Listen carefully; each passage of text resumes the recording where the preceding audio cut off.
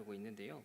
이 예수님의 공생애 기간 동안에 예수님과 자주 붙어 다녔던 그런 이들이 있습니다. 물론 제자들이 제일 붙었지만은 또한 많이 등장하는 인물들이 바로 바리새인들과 서기관들입니다. 그래서 이들은 정말 제사도 열심히 드리고 또 말씀도 잘 알았던 인물들이었습니다. 근데 오히려 예수님을 믿지 못하고 오히려 하나님과의 화평을 얻지 못하는 그런 불행한 삶을 이들이 살아가는 것을 보게 됩니다. 그래서 양육반 때마다 이 말씀을 묵상하면서 참 이 예배를 많이 드리는 거가 중요한 것이 아니고 정말 이 예배를 바르게 드리는 것이 중요하구나, 이 바른 믿음의 태도를 갖는 것이 중요하구나라는 것을 돌아보게 되었습니다. 자, 오늘 본문에 보시면 이 예배에 대해서, 제사에 대해서 다루는 레위기 말씀인 것을 볼 수가 있는데요. 오늘 본문의 레위기는 하나님께서 이제 출애굽한 이스라엘 백성들에게 주신 이 제사 제도를 설명하는 것을 볼 수가 있습니다. 이 제사 제도는 우리 예수 그리스도께서 이 땅에 오셔서 십자가에 죽으시고 부활하심으로써 온전하게 성취하신 것을 볼 수가 있습니다. 로마서 3장 25절 26절 말씀해 보시면 이 예수를 하나님이 그의 피로 인하여 믿음으로 말미암는 화목 제물로 세우셨으니 예수 믿는 자를 의롭다 하려 하심이라 라고 말하고 있습니다. 우리 예수님께서는 온전한 화목 제물이 되어 주셔서 십자가에서 죽으심으로 말미암아 이 제사 제도를 온전히 성취하신 우리 예수님이신 것을 볼 수가 있습니다. 그래서 저와 여러분들은 우리 예수님께서 교회를 세우신 이후에 이전처럼 막 그런 제물을 잡고 또 죽이고 불태우고 이런 제사를 더 이상 할 필요가 없고, 대신에 우리는 우리에게 주어진 이 예배를 통하여서 하나님께 예배를 드리는 것을 볼 수가 있겠습니다. 자, 그래서 우리 하나님께서 명령하신 제사 제도에는 5가지가 있습니다. 번제, 소제, 화목제, 속제제, 속건제 해서 5가지 제사 제도가 있는 것을 볼 수가 있습니다. 간단히 설명드리자면은 번제는 이 제물 전체를 하나님께 태워서 바치는 제사이고요. 속죄와 또 헌신의 기능을 가진 것을 볼 수가 있습니다. 소제 같은 경우에는 곡물을 드리는 거죠. 제물의 피가 아니라 곡물을 하나님께 이제 드리는 제사이면서 감사의 기능을 하는 것을 보게 됩니다. 화목제는 감사하는 마음으로 또 자원하는 마음으로 하나님께 제사를 드리는 것이고요. 하나님과의 교제의 기능을 하게 하는 것을 볼 수가 있습니다. 속죄제는 이 속죄를 통해서 지은 죄에 대해서 정결하게 하는 그러한 기능을 하는 것이 속죄제이고요. 속건제는 속죄를 통해서 하나님과의 관계를 회복하고 사람과 사람과의 관계를 회복하게 하는 그러한 제사가 바로 속건제인 것을 볼 수가 있습니다. 오늘 본문에 나오는 제사는 무슨 제사입니까? 번제죠, 번제. 이 번제는 매일 아침이랑 저녁에 드려지는 제사고요. 그리고 매 절기마다 드려지는 제사가 바로 이 번제입니다. 그래서 이 5가지 절기가 다 의미가 있지만 특별히 번제는 이 제사 제도 중에 좀 대표적인 그런 제사라 할 수가 있겠습니다. 오늘 본문을 보시면 이 번제를 어떻게 드려야 되고 또 번제를 왜 드려야 되는지 그런 목적이랑 방법을 설명하고 있는데요. 또 우리가 이 본문을 자세히 살펴보시면은 우리가 어떠한 자세로 예배를 드려야 되는가, 우리가 어떠한 자세로 제사 제도에 참여해야 되는가, 어떠한 자세로 예배를 드려야 되는지 또한 가르쳐주는 그런 내용을 볼 수가 있습니다. 그러므로 오늘 우리는 이 본문을 통해서 주의 백성이 하나님께 드리는 제사는 어떠한 자세로 드려야 되는지 오늘 본문이 가르쳐준다 할 수가 있겠습니다. 자, 그렇다면 하나님께서 이 제사 제도를 통해서 가르쳐주시는 예배의 자세는 무엇인가? 우리가 어떠한 태도로 예배를 드려야 되는가? 첫 번째로 흠없는 제물을 준비하여 드려야 하겠습니다. 흠없는 제물을 미리 준비해서 하나님께 드려야 하겠습니다. 본문 3절 보시면요, 본문 3절 말씀에 그 예물이 소의 번제이면 흠없는 수컷으로 회막문에서 여호와 앞에 기쁘게 받으시도록 드릴지니라 라고 말하고 있습니다. 자, 이제 번제를 드리려고 하면은 이 번제를 드리는 자가 금방 읽었듯이 제물을 회막문으로 가져옵니다. 성막 회막문 입구에다가 가지고 오게 됩니다. 예, 네. 그래서 어떤 제물을 가져와야 되냐면은 흠없는 제물로, 흠없는 수컷 제물로 가져와야 된다 명령하는 것을 볼 수가 있는데요. 그래서 이 제물은 정신적으로나 신체적으로나 흠이 없는 그런 온전한 제물이 준비되어져야 된다라고 하는 것을 볼 수가 있습니다. 그래서 구체적으로 레위기 22장 22절 말씀해 보시면요. 너희는 눈먼 것이나 상한 것이나 지체에 배임을 당한 것이나 종기 있는 것이나 습진 있는 것이나 비루 먹은 것을 여호와께 드리지 말며 이런 것들을 제단 위에 화제물로 여호와께 드리지 말라라고 말하고 있습니다. 그래서 제물을 드릴 때 이 제물에 여기 방금 읽었던 것처럼 상처도 있고 또 습진도 있고 종기도 있고 그런 이제 상처들이 많이 발생하기 때문에 소나 양이나 그런 이제 상처들이 많이 발생하기 때문에 문제가 있었다라고 하는 것을 볼 수가 있습니다. 그래서 이 양이나 소나 이런 제물을 흠없게 이렇게 유지하고 그렇게 제사까지 가지고 오는 일은 결코 쉬운 일은 아니었습니다. 자, 그래서 실제로 말라기 1장에 보시면요, 이 흠없는 제물을 이렇게 유지하기가 쉽지 않기 때문에 흠없는 제물을 준비하기가 쉽지 않았기 때문에 어떻게 했느냐, 제사장과 이 제물 드리는 자가 짝짝꿍 해가지고는 눈먼 제물 그냥 바치게 하고 또 이런 피부병 있거나 또 병든 다리 저는 이러한 양들, 소 이런 것들을 그냥 바치는 그런 잘못을 저질렀던 것을 볼 수가 있겠고요. 이에 대해서 말라기 선지자가 이 하나님의 말씀을 통해서 이들을 강력하게 경고하고 이제 문제를 삼았던 것을 볼 수가 있겠습니다. 자, 그렇다면 우리 하나님께서 이러한 흠없는 제물을 준비하라고 하신 이유가 뭔가? 분명히 쉬운 일이 아닌데 이 양이라고 하면 소라고 하면은 피부병도 있고 또 다치기도 하고 베이기도 하고 털도 좀 뽑히고 막 그럴 수밖에 없는데 왜 이렇게 흠없는 예물을 애써서 준비하라고 하시느냐? 이 제사 드리는 자가 이 예물을 준비하면서 흠없는 예물을 정성스럽게 준비해야 되지 않겠습니까? 이 제물이 상처나지 않도록 또 병에 걸리지 않도록 정성스럽게 이 제물을 준비하면서 이 하나님께 드리는 제사에 대해서 그런 마음의 준비를 할 수 있도록 하나님께서 명령하셨던 것을 볼 수가 있습니다. 그냥 제사 때만 하나님께 예배드려야지 이게 아니라 제사 전부터 1년 전부터 또 2년 전부터 몇 개월 전부터 이 제사 제물을 온전하게끔 병들지 않도록 또 상처나지 않도록 잘 준비하면서 그 마음가짐을 바르게 할 수 있도록 하나님께서 명령하신 것을 볼 수가 있습니다. 그리고 이 흠없는 제물을 제사 제물로 가져오게 되면서 하나님을 경외하는 마음으로 제사에 참여하기를 원하신다. 만약에 막 병들고 눈이 멀고 이런 제물을 하나님께 드리면 정말 하나님을 경외하면서 제사할 수 있겠습니까? 그럴 수 없는 것이죠. 정말 오랜 기간 준비하고 믿음으로 그렇게 기다리면서 그 온전한 흠없는 제물을 하나님께 드릴 때 하나님을 경외하는 마음으로 제사에 참여하게 하시는 우리 하나님의 뜻을 살펴볼 수가 있는 것입니다.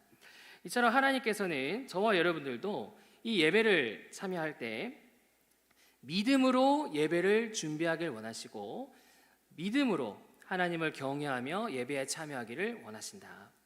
우리가 딱 주일 됐다고 또 수요 기도에 딱 됐다고 해가지고 아무런 준비 없이 그냥 형식적으로 예배 드릴 것이 아니라 기도할 것이 아니라 우리가 이 예배를 위해서 또 기도회를 위해서 또 자기 자신을 준비케 하기 위해서 미리 준비하고 그렇게 또 예배를 드릴 때는 기도에 참여할 때는 또한 하나님을 경외하는 마음으로 그렇게 믿음으로 예배에 참여해야 된다라고 하는 것을 볼 수가 있겠습니다.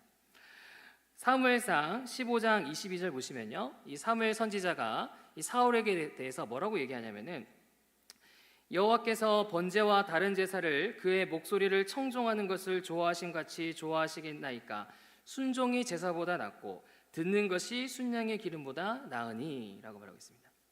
이 사울이 하나님의 명령을 어기고 또 제사장을 기다리지 않고 본인이 막 제사를 막 지어버리는 잘못을 저질렀는데 이 사무엘이 하는 말이 하나님께서는 그렇게 막 제사를 잘 지낸 그렇게 제물을 가지고 제사하는 것보다 당신의 마음이 중요하다. 당신이 순종하는 마음으로 제사에 참여하는 것이 더 중요하고 또 듣는 것이 순양의 기름보다 낫다. 제사를 드리면서 귀를 닫아버리고 하나님께 관심도 없고 이것이 아니라 순종하는 마음으로, 듣는 마음으로, 하나님을 경외하는 마음으로 그렇게 믿음으로 예배드리기를 원하신다라고 말씀하시는 것을 볼 수가 있습니다. 더 나아가서 로마서 12장 1절 말씀해 보시면요, 그러므로 형제들아 내가 하나님의 모든 자비하심으로 너희를 권하노니 너희 몸을 하나님이 기뻐하시는 거룩한 산 제물로 드리라. 이는 너희가 드릴 영적 예배니라.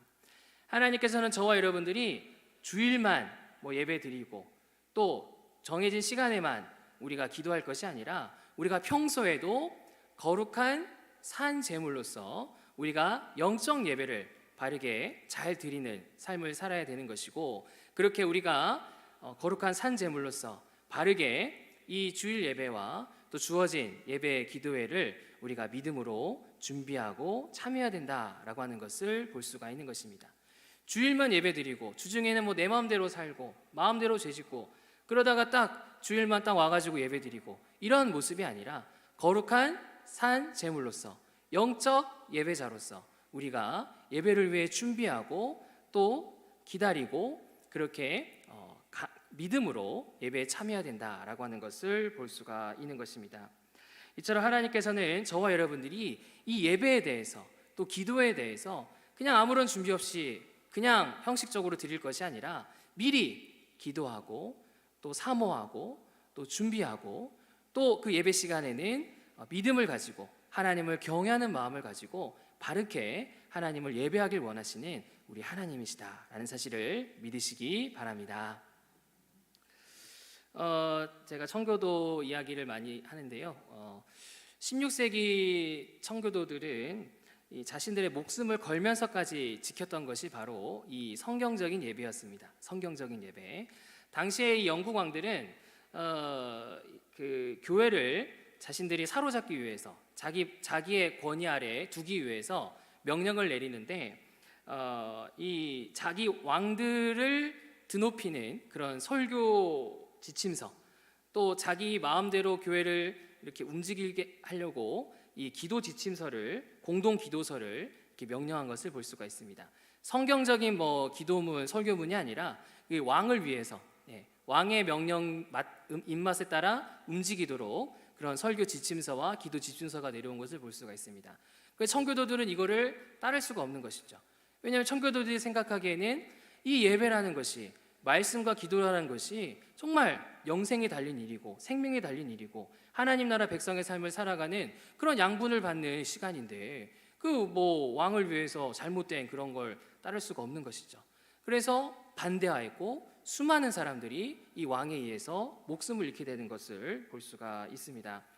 자, 그럼에도 이 청교도들은 끝까지 이 성경적인 예배를 하기 위해서 애쓰는 것을 볼 수가 있는데요. 실제로 이 청교도들은 이 주일에 선포되는 말씀을 듣기 이전부터 이 예배를 위해서 기도하던 공동체였던 것을 볼 수가 있습니다.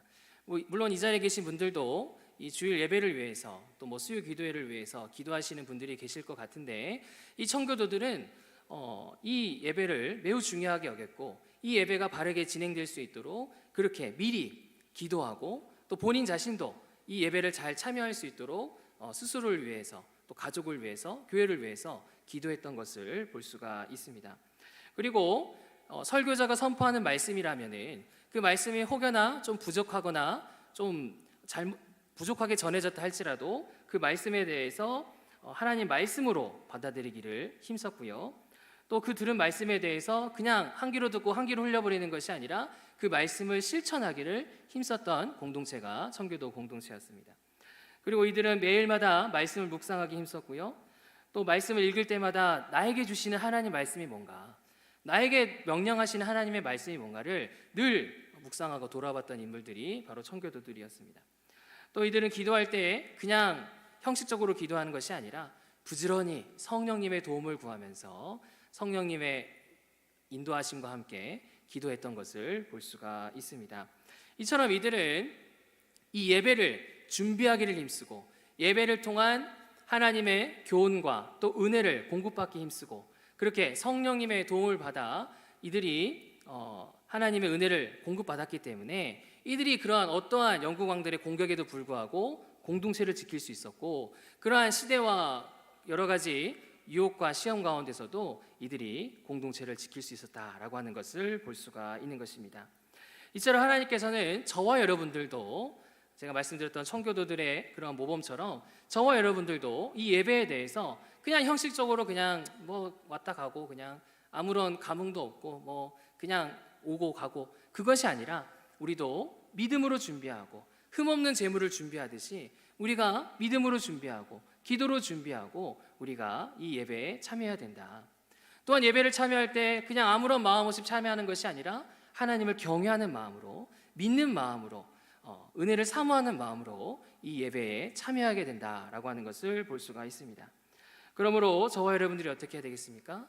우리가 주일 예배와 또 주어진 기도회 가운데 우리가 기대하는 마음으로 기도하는 마음으로 이 예배를 통해서 은혜 베풀어 주시옵소서. 이 예배를 통하여서 나에게 은혜를 베풀어 주시고 우리 교회 공동체 가운데 우리 가족 가운데 은혜를 베풀어 주시옵소서. 기도하는 그런 우리가 되어져야 되겠습니다. 그리고 우리가 예배 시간에 예배를 드릴 때 그냥 아무 생각 없이 그냥 뭐 1시간 지나면 끝이지 이게 아니라 하나님이 나에게 이 시간에도 말씀하고 계시고 하나님께서 이 시간에 나와 함께 하신다라는 사실을 기억하면서 하나님을 경외하는 마음으로 하나님을 예배하는 일에 바르게 참여해야 되겠습니다. 그래서 저와 여러분들이 이러한 바른 자세를 가지고 바른 예배의 태도를 가지고 마치 흠없는 그 재물을 가지고 하나님께 나아가는 것처럼 저와 여러분들도 예배를 준비하시고 예배 가운데 경건한 마음으로 참여하시고 바르게 예배를 드림으로 말미암아 그렇게 우리의 믿음의 공동체를 바르게 세워나가는 하나님의 죄사함과 은혜를 바르게 공급받는 저와 여러분들 되시기를 간절히 바랍니다. 두 번째입니다. 우리 하나님께서 제사 제도를 통해서 가르쳐 주시는 예배의 자세는 무엇입니까? 두 번째로 믿음으로 죄를 제물에 전가하고 드려야 됩니다. 믿음으로 죄를 제물에 전가하고 드려야 되는 것을 볼 수가 있겠습니다. 본문 4절, 5절 상관절 말씀해 보시면요. 그는 번제물의 머리에 안수할지니 그를 위하여 기쁘게 받으심이 되어 그를 위하여 속죄가 될 것이라. 그는 여호와 앞에서 그 수송아지를 잡을 것이요 라고 말하고 있습니다. 자, 이제 번제물을 드리게 되는데 이 번제를 드리는 자는 어떻게 드리느냐? 제물의 머리에 이제 안수를 하게 되죠. 송아지 소의 머리에 이제 안수를 하게 되면서 자신의 죄, 또 자신의 가족의 죄를 이 소에게 전가하게 되는 것을 볼 수가 있습니다. 그리고 이 소를 본인이 직접 이제 죽이면서 바치게 되는 것을 볼 수가 있겠습니다. 그 후에 그 성막 안에 있었던 제사장들이 이 소의 피를 가져다가 아까 말했던 회막문에서 바로 앞에 보이는 번제단을 향해서 뭐를 뿌립니까? 피를 뿌리죠. 네. 피를 뿌림으로써 이 하나님을 상징하는 그 성소를 향해서 이 죄가 전가되도록 그렇게 예식이 진행된 것을 볼 수가 있습니다. 다음으로 6절 보시면요. 6절에 그는 또 그 번제물에 가죽을 벗기고 각을 뜰 것이요 라고 말하고 있습니다. 이 번제 드리는 자가 아까 소를 본인이 직접 잡았는데 그 소를 직접 가죽을 벗기고 직접 각을 뜨는 것을 볼 수가 있습니다. 자, 여러분들 제가 이렇게 말로 설명하니까 별거 아닌 것 같은데 여러분들 이걸 하게 되면 어떻게 됩니까? 난리가 나죠. 온갖 피와 온갖 냄새와 온갖 그런 잔인한 그런 장면이 나타나게 됩니다. 그래서 이 번제를 드리는 자는 그렇게 가죽을 벗기고 각을 뜨면서 자신의 죄의 결과가 얼마나 비참한 것인가, 그리고 이 죄의 문제를 우리 하나님께서 지금 이제 해결해 주시고자 이런 예식을 진행하는 거구나 하면서 자신의 죄를 그 시간을 통해 회개하게 된다. 그냥 아무 생각 없이 가면은 이러한 생각을 못 하게 되죠. 본인의 죄 때문에 이 제물이 죽고 본인의 죄 때문에 이 제물이 가죽에 벗겨지고 각이 띄어지는 것을 본인이 직접 체험하면서 내가 정말 하나님께 잘못했구나. 하나님 용서해 주시옵소서. 하나님 불쌍히 여겨 주시옵소서. 이 죄를 안 짓겠습니다 하는 그러한 마음이 우러나도록 하나님께서 명령하신 것을 볼 수가 있습니다.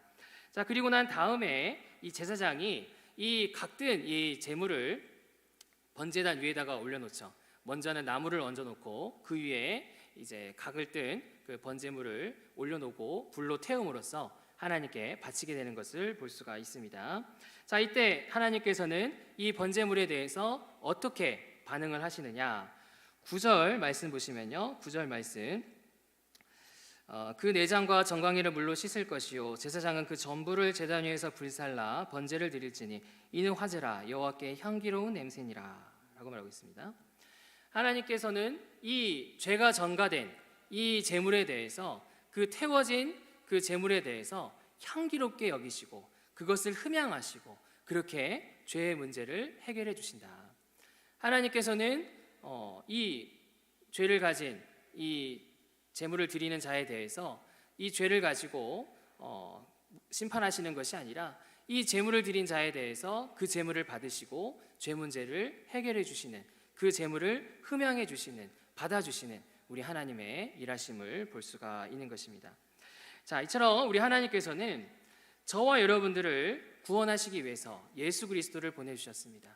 저와 여러분들을 이 죄 문제에서 해결해 주시기 위해서 화목제물 대신 예수 그리스도를 저와 여러분들에게 보내주시고 십자가의 죽으심과 부활을 통해서 저와 여러분들의 죄 문제를 온전히 해결해 주셨습니다. 자, 그리고 우리 하나님께서는 이 예수 그리스도를 의지하여서 저와 여러분들이 죄를 회개하기를 원하신다. 하나님께서는 저와 여러분들이 예배 자리에 나왔는데 아무런 회개도 없고 말씀을 분명히 선포했음에도 불구하고 아무런 반응도 없고 마음이 딱딱해져가지고 그냥 왔다 가고, 이것이 아니라 우리가 믿음으로 예수 그리스도를 힘입어 회개하기를 원하신다. 그리고 하나님의 은혜를 공급받기 원하신다 라고 하는 것을 볼 수가 있는 것입니다. 요한일서 1장 9절 말씀해 보시면요, 만일 우리가 우리 죄를 자백하면 저는 미쁘시고 의로우사 우리 죄를 사하시며 모든 불의에서 우리를 깨끗하게 하실 것이요 라고 말하고 있습니다. 하나님께서는 저와 여러분들이 예수 그리스도의 이름을 힘입어 회개할 때마다 우리 하나님께서는 얼마든지 모든 불의를 깨끗하게 하시고 우리의 회개를 받아주시고 우리의 죄 문제를 해결해 주시는 우리 하나님 예수님이시다. 우리 하나님 예수님은 우리가 반복적으로 하나님께 나아갔다고 해가지고 뭐 비난하거나 또 미워하거나 거절하거나 이런 분이 아니라 하나님께서는 날마다 우리가 예수님의 이름으로 나아갈 때마다, 회개할 때마다 그 죄에 대해서 용서해 주시고 또 불의를 깨끗게 하여 주시고 그렇게 죄 문제를 해결해 주시는 우리 하나님이시다. 저와 여러분들이 착각하는 것이 무엇이냐면 좀 뭐 회개 안 해도 괜찮겠지, 좀 뭐 대충 해도 되겠지라고 생각할지 모르는데 이 죄 문제는 우리의 마음을 얼마나 딱딱하게 만드는지 모릅니다. 얼마나 우리가 빛과 소금의 삶을 살아가지 못하게 만드는지 모릅니다. 근데 저와 여러분들이 바르게 회개할 때야만이 우리의 죄 문제가 바르게 고쳐질 수가 있는 것이고, 회개해야만이 우리의 마음이 부드러워질 수 있는 것이고, 회개해야만이 우리가 하나님 나라 백성의 삶을 바르게 살아갈 수가 있다. 너무 중요하기 때문에 우리 하나님께서 예배 드릴 때마다 너희들은 말씀 앞에서 회개해야 된다, 말씀 앞에서 회개해야 된다 강조하는 것을 볼 수가 있는 것입니다. 다음으로 히브리서 4장 15절 16절 말씀해 보시면, 우리에게 있는 대제사장은 우리의 연약함을 동정하지 못하실 이가 아니요 우리는 긍휼하심을 받고 때를 따라 돕는 은혜를 얻기 위하여 은혜의 보좌 앞에 담대히 나아갈 것이니라 라고 말하고 있습니다. 우리에게 계신 대제사장 되신 예수 그리스도께서는 우리의 연약함을 도우셔서 언제든지 우리가 은혜의 보좌 앞에 담대히 나아갈 수 있도록 우리 예수님 하나님께서 인도해 주시고 허락하신다. 저와 여러분들이 부족하다고, 연약하다고, 너 오늘 안 돼, 너 안 돼, 이것이 아니라 예수 그리스도를 힘입어 주 앞에 나아가는 자는 언제든지 품어주시고 은혜의 보좌 앞에서 은혜를 베풀어 주시는 우리 하나님이시다. 저와 여러분들이 예배 자리에 나왔는데 그냥 아무것도 못 받고 그냥 돌아갈 것이 아니라 예수 그리스도를 힘입어서 은혜의 보좌 앞에 나아가서 그 예배 시간에, 기도 시간에 그 하나님의 은혜를 공급받기를 원하신다라고 하는 것을 볼 수가 있는 것입니다. 이처럼 우리 하나님께서는 저와 여러분들이 예배 드릴 때 그냥 왔다 그냥 가는 것이 아니라 믿음으로 겸손한 마음으로 죄를 회개하고 우리의 그 딱딱해진 마음을 부드럽게 하고 또 은혜의 보좌 앞에서 그 은혜를 공급받음으로 말미암아 그렇게 바르게 예배의 자로서 세워지는 그런 저와 여러분들 되시기를 간절히 바랍니다. 19세기 네덜란드 개혁교회 신학자 중에 헤르만 바빙크라는 인물이 있습니다. 신학자가 있습니다. 이분이 개혁파 윤리학이라는 책에서 이 그리스도인이 계속해서 회개하지 않으면, 그리스도인이 계속해서 말씀에 반응하지 않으면 어떠한 상태에 도달하게 되느냐? 첫 번째로 위선의 상태에 도달하게 된다. 위선의 상태. 그래서 이 상태는 하나님의 역사를 계속 거절하는 거예요. 하나님이 분명히 너 잘못했어, 너 회개해야 돼, 너 뉘우쳐야 돼 하는데 계속 거절하는 겁니다. 그리고 계속 거부하고 죄를 적당히 끊는 거죠. 타협하는 거죠. 죄를 열심히 끊어야 되는데 대충 끊는 겁니다. 적당히 이 정도만 하면 돼. 이런 식으로 위선의 상태에 도달할 수가 있다. 부지런히 회개하지 않으면 위선의 상태가 된다. 겉보기에는 아주 덕스러워 보이고 겉보기에는 아주 괜찮아 보이는데 그 속에는 하나님 중심이 아니라 내 중심이 되어버리는 그러한 상태에 도달할 수가 있다. 회개하지 않으면 무섭습니다. 회개하지 않으면 이러한 상태에 도달한다라고 하는 걸 볼 수가 있습니다. 그리고 더 나아가서 이 위선의 상태가 계속되면 어떠한 상태가 되느냐? 완고한 상태가 된다. 완고한 상태. 마음이 완고하게 되면은 진리에 대해서 완전히 마음이 닫아버립니다. 딱딱해져 버려요. 마음이 닫아지고 자신의 거짓말과 자신의 속임수에 갇혀버리게 됩니다. 그래서 성경에 나오는 애굽왕 바로왕 같은 경우에도 하나님이 아무리 말씀하여도 끝까지 거절하잖아요.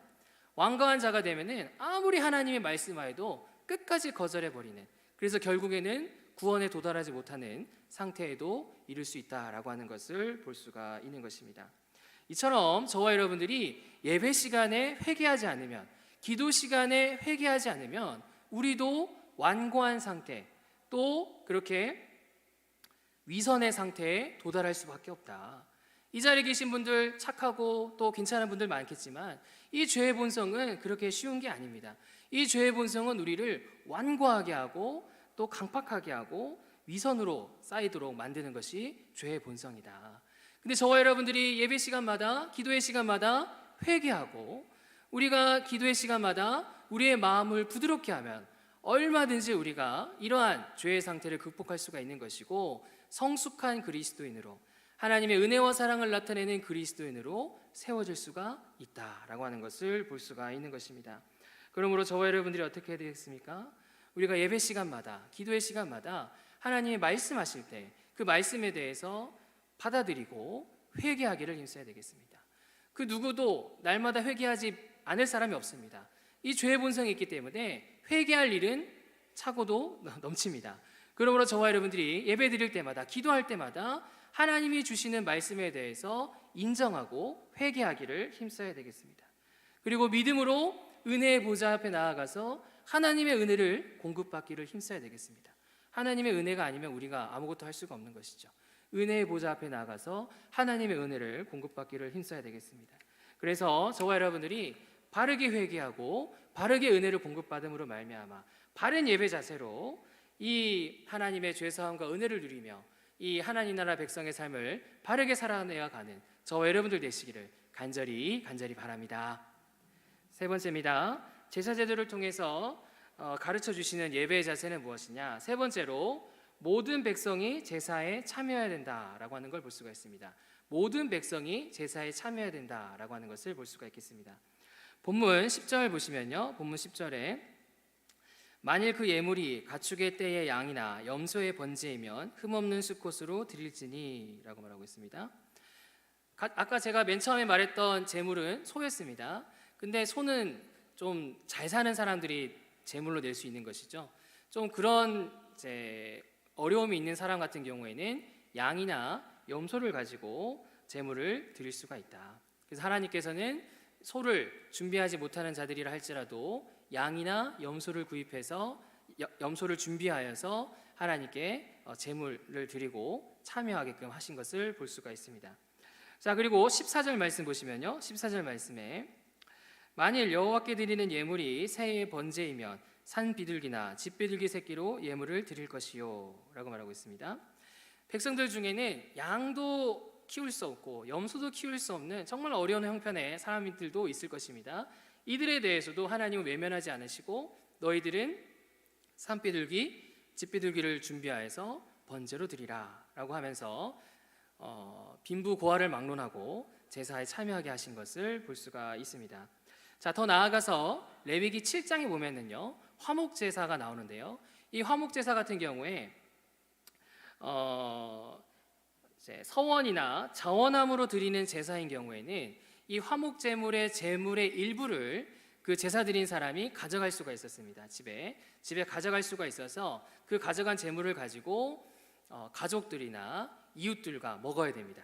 그래서 이틀 안에 그거를 다 나눠줘 가지고 이제 먹게 명령하심으로써 이 제사의 그 기쁨과 그 은혜를 가족들이나 주변 사람들도 누리게 하신 것을 볼 수가 있겠습니다. 더 나아가서 자, 레위기 16장에 보시면요 대속죄일이 나옵니다. 대속죄일. 하나님께서 이스라엘 전체를 속죄하는 그런 대속죄일이 등장을 하는데요, 이 대속죄일 같은 경우에는 수송아지와 순년소의 피를 지성소 안에 들어갑니다. 대제사장이 1년에 딱 한 번 지성소에 들어가고 또 성소에서 동쪽을 향해서, 이스라엘을 향하는 동쪽을 향해서 뿌림으로써 이 이스라엘 백성들, 전체 이스라엘 백성들을 정결케 하시는 우리 하나님의 일하심을 볼 수가 있겠고요. 또 아세셀의 염소라는 게 등장합니다. 아세셀을 위한 염소라는 게 등장해서 대제사장이 이스라엘 백성들의 그 죄에 대해서 이 아세셀을 위한 염소에다가 죄를 전가함으로써 이 제물을 동쪽 골짜기 쪽으로 내보냄으로써 이 이스라엘 백성들의 죄를 떠나보내게 하는 그러한 예식이 진행되는 것을 볼 수가 있습니다. 자, 이처럼 우리 하나님께서는 모든 주의 백성들이 제사에 참여하기를 원하신다. 하나님께서는 뭐 돈 많은 사람만 제사에 참여할 것이 아니라 가난한 자, 어려운 자도 참여하기를 원하시고, 어른만 참여할 것이 아니라 그 가족들도, 주변 이웃들도 참여하게 하시고, 뭐 특정한 사람들만 참여하는 것이 아니라 온 이스라엘 백성들이 이 제사에 참여하기를 원하시는 분이시다, 속죄하시는 분이시다라고 하는 것을 볼 수가 있는 것입니다. 이처럼 하나님께서는 모든 주의 백성이 예배에 참여하길 원하신다라고 하는 것을 볼 수가 있습니다. 이 자리에 계신 한 사람 한 사람만 예배에 참여할 것이 아니라 우리 하나님께서는 우리에게 맡겨진 모든 주의 백성들이 예배에 참여하기를 원하신다. 자, 로마서 10장 12절에서 13절 말씀해 보시면요, 유대인이나 헬라인이나 차별이 없음이라 한 분이신 주께서 모든 사람의 주가 되사 그를 부르는 모든 사람에게 부여하시도다. 누구든지 주의 이름을 부르는 자는 구원을 받으리라. 헬라인이든 또 유대인이든 뭐 부자든 가난한 자든 누구든지 간에 예수 그리스도를 믿는 자는, 예수 그리스도의 이름을 부르는 자는 구원을 받으리라. 우리 하나님께서는 누구든지 예수 그리스도를 믿는 자들은 다 구원하기를 원하신다라고 하는 것을 볼 수가 있습니다. 다 예배에 참여하기를 원하신다라고 하는 것을 볼 수가 있습니다. 그리고 신명기 6장 1절 2절 말씀해 보시면요, 이는 곧 너희의 하나님 여호와께서 너희에게 가르치라고 명하신 명령과 규례와 법도라. 너희가 건너가서 차지할 땅에서 행할 것이니 곧 너와 내 아들과 내 자손들이 평생에 내 하나님 여호와를 경외하며 내가 너희에게 명한 그 모든 규례와 명령을 지키게 하기 위한 것이며 또 나를 장구하게 하기 위한 것이라 라고 말하고 있습니다. 하나님께서는 모세를 통해서 이스라엘 백성들이 가나안 입성을 향하여 앞두고 명령한 것이 무엇이냐? 너희들은 이 명령을 지킬 것인데, 제사를 드려야 되고 예배를 드려야 될 것인데, 너만이 아니라 너의 자녀들, 너의 손자들까지도, 너의 언약 백성들까지도 다 예배 드릴 것을 원하신다. 이들이 예배 드림으로 말미암아 이들의 날이 장구하고 이들이 그 가나안 땅에서 하나님의 은혜를 받으며 번성하기를 하나님이 원하신다라고 하는 것을 볼 수가 있습니다. 하나님은 저와 여러분들만, 어른들만, 성인들만, 믿음이 좋은 사람들만 예배하는 것이 아니라 하나님께서는 여러분들의 자녀, 여러분들의 배우자, 여러분들에게 맡겨진 영혼들도 하나님 앞에 나와 예배하기를 원하신다. 이들도 믿음의 백성으로서 이들도 이 자리에 나와 예배하기를 원하신다라고 하는 것을 볼 수가 있는 것입니다. 이처럼 우리 하나님께서는 저와 여러분들 믿음 생활하고 예배드리는 것도 기뻐하시지만 더 기뻐하시는 일은 여러분들의 자녀들, 또 여러분들의 배우자, 또 여러분들의 맡겨진 영혼도 함께 예배의 자리에 나와 함께 예배하기를 원하시는 우리 하나님이시다라는 사실을 믿으시기 바랍니다. 자, 우리 교회가 생명사랑 축제를 준비하고 있습니다. 며칠인지 아십니까? 6월 15일입니다. 얼마 안 남았습니다. 이제 2달 정도 남았는데요. 6월 15일. 제가 생명사랑 축제 준비위원입니다. 그래서 이 VIP 작정자 명단을 제가 이렇게 관리를 하고 있는데 167명이 지금 작정자를 냈습니다. 그래서 작정자를 보면은 어머니거나 또 아버지, 또 자녀, 또 배우자를 두고 이제 기도하시는 분들이 많은 것을 보게 되는데요. 제가 이 명단을 살펴보면서 돌아보게 된 것은 무엇이냐? 하나님께서는 이 전도 행사를 통해서 우리 성도들이 본인뿐만 아니라 본인의 자녀, 또 배우자, 또 이제 부모님들도 구원하기를 원하시는구나. 하나님께서는 이 전도 행사를 통해서 우리뿐만 아니라 우리 자녀, 배우자, 그 믿음의 백성들도 구원하기를 원하시는구나 라는 사실을 돌아보게 되었고요. 저와 여러분들이 이 행사에 대해서 믿음으로 부지런히 기도하고 성령님과 우리 예수님의 도움을 받으면서 참여하게 될 때 우리 하나님께서 역사하시겠구나. 물론 쉬운 일이 아니죠. 물론 오래 걸릴 수도 있지만 하나님께서는 저와 여러분들이 믿음으로 전능하신 하나님, 사랑의 하나님, 능력의 우리 하나님을 믿음으로 기도함으로 순종함으로 참여할 때 우리 하나님께서 열매 맺으시겠구나 라는 사실을 돌아보게 되는 것을 보게 됩니다. 이처럼 하나님께서는 우리 모두가 또 여러분들의 가족 또 여러분들에게 맡겨진 영혼들이 함께 예배 자리에 나오기를 원하시는 분이시다. 우리 하나님께서는 이 구원의 은혜를 나에게만 주는 것이 아니라 주 예수 그리스도를 믿는 자는 너와 내 집이 구원을 얻으리라. 주님은 나만 구원하길 원하시는 것이 아니라 내 집도 구원하길 원하신다 라고 분명히 말씀하신 것을 볼 수가 있는 것입니다. 그러므로 저와 여러분들이 어떻게 해야 되겠습니까? 이 생명사랑 축제를 앞두고 우리에게 맡겨진 영혼을 돌아봐야 되겠습니다.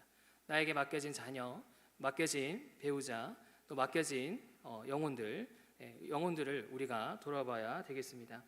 그리고 이 영혼을 향한 하나님의 마음, 또 하나님의 뜻, 하나님의 그런 계획을 우리가 믿음으로 바라보면서 이 일에 열심으로 기도함으로 순종함으로 참여해야 되겠습니다.